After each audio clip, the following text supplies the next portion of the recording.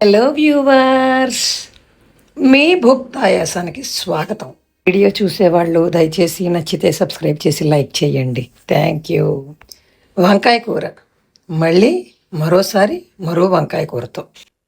దీనికి చిన్నగా నల్ల వంకాయల్ని ఎంచుకోవాలి, లేతగా ఉన్నవే తీసుకోవాలి. ఇలాగా ముచ్చికలు ఉంచుకుని అటు ఇటు నాట్లు పెట్టి తరుకుని ఉంచుకోవాలి.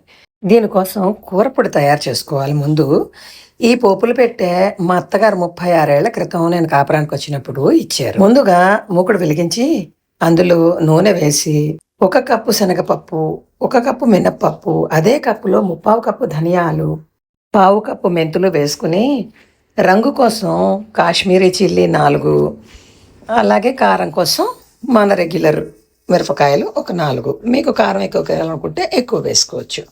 వేసుకుని ఎర్రగా అయ్యే వరకు వేచుకున్నాక అందులోని ఎండు కొబ్బరి ఒక చిన్న ముక్క వేసుకుని బాగా ఎర్రగా వేయించుకుని ఇలాగా మిక్సీ జార్లో వేసుకుని ఉప్పు కూడా తగినంత వేసేసుకుని పౌడర్లా ఆడి పెట్టుకోవాలి. పౌడర్ రెడీ అయిపోయింది కదా.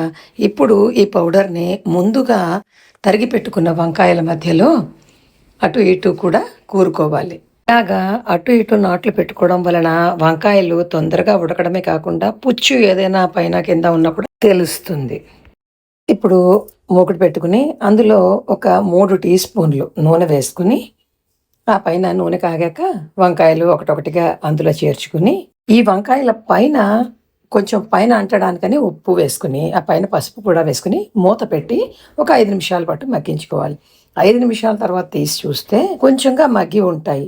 మళ్ళా మూత పెట్టి ఇంకొక 5 నిమిషాలు మగ్గించుకుంటే రంగు మారి ఇలా వస్తాయి. దీనిలోకి ముందుగా తీసి పెట్టుకున్న చింతపండు రసం మరీ చిక్కగా కాకుండా మరీ పలచగా కాకుండా ఉండేటట్టుగా చూసుకోవాలి. అందులో పోసుకుని బాగా ఆ చింతపండు రసం వీటికి అంటేటట్టుగా ఉడకనివ్వాలి. ఇలా ఉడికిపోయాక పూర్తిగా వంకాయ ఉడికింది అనుకున్నాక పైన ఇంకొంచెం పొడి జల్లి ఒకసారి కలుపుకుని మూత పెట్టి 2 నిమిషాల పాటు ఉంచి ఆపేయాలి. ఆపాక కూర ఇంకా దగ్గర అవుతుంది. వేడివేడి అన్నంలో నువ్వుల నూనె వేసుకుని కూరతో తింటే చాలా బాగుంటుంది. అలాగే ఈ పౌడరు నెల రోజుల పాటు నిలవ కూడా ఉంటుంది. ఈ పౌడర్ను ఉపయోగించి దొండకాయ, బీరకాయ కూడా ఈ విధంగానే చేసుకోవచ్చు.